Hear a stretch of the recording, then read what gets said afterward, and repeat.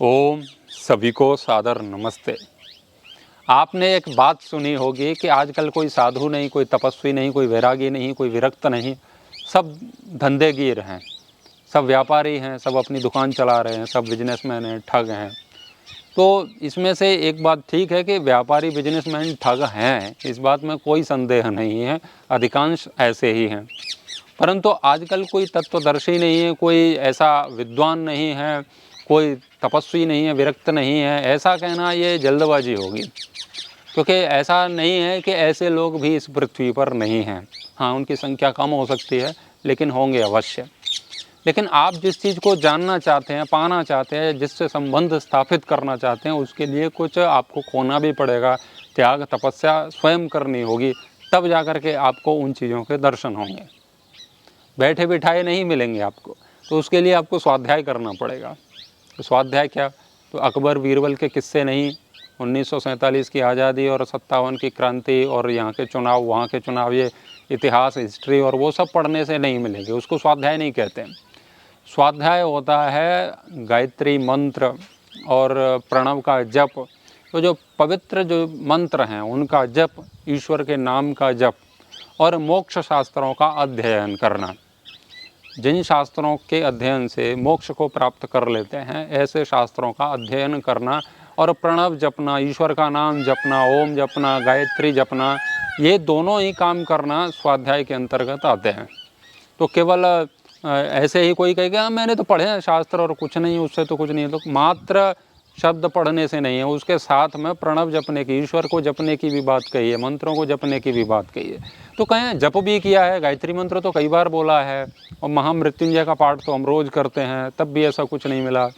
तो ऐसा नहीं है। ईश्वर का जप करना, ईश्वर के नाम का जप करना, तो कैसे करना है उसके लिए कहा है तज्जपस तदर्थ भावनम। आप उसका नाम जप रहे हैं तो उसके अर्थ में आपकी भावना भी होनी चाहिए। भावना के साथ जपना है। ईश्वर का नाम ले रहे हैं तो ईश्वर के गुण कर्म स्वभाव जो भी है ईश्वर का स्वरूप, वह हमारे मस्तिष्क में, हमारे विचार में, हमारे मन में, हमारी चेतना में बैठा हुआ होना चाहिए। साथ में एक ही क्रिया में चल रहा हो, जो मुंह से बोल रहे हैं वही अर्थ की भावना हमारे अंदर होगी। यदि ऐसे हम जप करते हैं तो निश्चित रूप से उसका फल मिलेगा। लेकिन बस मुंह से जपते जा रहे हैं, ओम ओम ओम, गायत्री, राम जप जो भी कर रहे हैं, आप किसी का भी नाम ले रहे हैं और उसके अर्थ की भावना नहीं है, तो उससे कुछ नहीं मिलेगा। ऊपर से चल रहा है ओम ओम और अंदर से चल रहा है कि बिल्ली बैठी है दरवाजे पर, ये ना करते, दूध ना खराब करते, कुत्ते भौंक रहे हैं और ये बहुत सारी समस्या, कल ऑफिस जाना है, कितने बजे निकलना है और ओम भी चल रहा है, तो उसका कोई फल नहीं मिलेगा। तो उसके अर्थ की भावना के साथ जप करना है और मोक्ष शास्त्रों का अध्ययन करना है, तब उसका फल मिलेगा। तो इसका फल क्या है? तो महर्षि पतंजलि कहते हैं कि स्वाध्यायात इष्ट देवता संप्रयोग।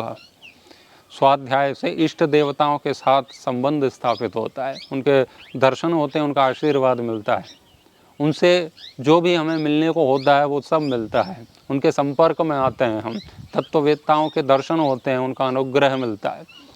तो जब हम इस स्थिति में पहुंच जाते हैं तब हमें विद्वानों के भी दर्शन होंगे, तत्वदर्शियों के भी होंगे और ऋषि मुनियों के भी होंगे। ये कहना कि पृथ्वी पर ऐसा कोई भी नहीं है, ये गलत बात है, क्योंकि अशक्य उपदेश कभी भी शास्त्र में नहीं होता है। तो मान लीजिए अब आज कोई विद्वान तत्ववेत्ता ऋषि मुनि नहीं और आप प्रणव जप रहे हैं, तो ये सब चीज़ें आपको कहाँ से मिलेंगी? तो कहीं ना कहीं तो कोई लोग ऐसे रहते ही हैं। अब आप खोजोगे वृंदावन में जा कर के, मथुरा में जा कर के, अयोध्या जा कर के, चित्रकूट जा कर के, यानी कि जहाँ बहुत भीड़ है और बहुत बड़ा बिजनेस सिस्टम चल रहा है, ऐसा नहीं है कि वहाँ भी अच्छे लोग नहीं हैं, वहाँ भी अच्छे साधु संत हैं, सब जगह मिलेंगे। लेकिन आप जो चीज़ खोजना चाहते हैं वो सब चीज़ें ये भीड़ भाड़ में इतनी सरलता से नहीं मिलेंगी। आप जितनी ऊंची चीज़ चाहते हैं उसके लिए उतनी ही ऊंची खोज करनी पड़ेगी। आप जो खोजने लगते हैं वो चीज़ आपके समक्ष प्रस्तुत होने लगती है, प्रकट होने लगती है, उसके साथ संबंध स्थापित होने लगते हैं। आपने देखा होगा कि जो गंजेड़ी होता है ना, उसको गंजेड़ी मिल ही जाएगा कहीं ना कहीं। वो किसी भी गांव में चला जाए, किसी भी नगर में चला जाए, कहीं भी चला जाएगा और वो खोज लेगा, उनकी मित्र मंडली तुरंत बन जाती है।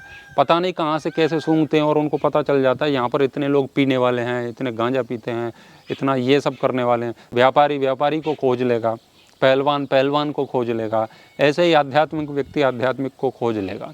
जिसकी जो खोज है वो उसको पूर्ण कर ही लेता है अपने प्रयासों से। तो बात यही है कि आपकी खोज क्या है। तो आप ऋषि मुनि तत्ववेत्ताओं को देखना चाहते हैं तो उसके लिए अध्यात्म में उतरना पड़ेगा।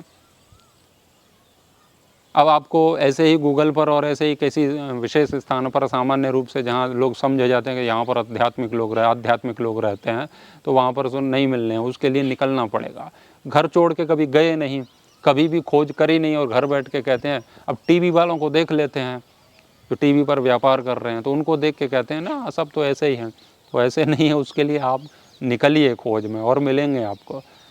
यदि ऐसे लोग हमें नहीं मिल रहे हैं तो मान लीजिए कि हमारी तपस्या में कोई कमी रह गई, न्यूनता रह गई। क्योंकि विद्वानों का दर्शन, देवों का दर्शन तो विद्वांसो ही देवा, जो तत्वदर्शी हैं, विद्वान हैं, वही तो देव हैं। तो देवताओं के साथ संबंध स्थापित तभी होगा जब कुछ के लिए आप समय देंगे, तब आपको उसका प्रत्यक्ष हो सकता है। ऐसे मात्र शिकायतों से नहीं मिलेगा। आपके सामने कोई विरक्त और तपस्वी तत्वदर्शी आ भी जाए तो आप कैसे पहचानेंगे? आप जानते हैं कि तत्वदर्शी के क्या लक्षण होते हैं। कोई ऋषि आपके सामने आ गया तो क्या आप उसे पहचान पाएंगे? नहीं पहचान पाएंगे ना। तो क्योंकि हमारे तो पैमाने अलग हैं मापने के, कितनी बड़ी दाढ़ी है, कितने बड़े बाल हैं, कितने भक्त हैं, कितना बड़ा आश्रम है, कितने इनके सब्सक्राइबर हैं, ये सब देख करके एक आंकड़ा लगाते हैं ये ऐसा आदमी है। जबकि तत्वदर्शी का ऐसा कुछ भी नहीं होता है ये सब चीज़ें। तो छोटा व्यक्ति है वो बड़े को कैसे मापेगा? नहीं माप सकता ना। एक सिपाही एक कलेक्टर का इंटरव्यू थोड़े ही लेगा, वो कैसे जानेगा कि ये कलेक्टर के योग्य है या नहीं, क्योंकि वो खुद सिपाही है। अब आपको वो सब चीज़ें पता नहीं है कि कौन क्या है, तो उसके लिए आपको शास्त्रों का अध्ययन करना पड़ेगा। और जब आप ऐसा करते हैं तो आपको ऐसे लोगों का दर्शन होगा जिनकी शिकायत आजकल लोगों से हम करते रहते हैं कि ऐसे लोग नहीं हैं। तो तपस्या करें, स्वाध्याय करें, बिल्कुल मिलेगा जो भी चाहिए। क्योंकि त्याग क्या है, त्याग से ही समझ में आएगा। इसके अतिरिक्त त्याग को जानने का कोई भी विकल्प नहीं है। शांति क्या है, वो शांति को अनुभूत विषय बनाने के बाद ही समझ में आएगी कि शांति ये है। तो ईश्वर के प्रति समर्पण कर देंगे तब समझ में आएगा। ईश्वर के प्रति भावों को अर्पित कर देंगे तब समझ में आएगा कि ईश्वर क्या है, उसकी कृपा क्या है। आप ऐसे ही ईश्वर या ओम शब्द पढ़ करके और याद करके कंठस्थ करने से नहीं समझ सकते हैं।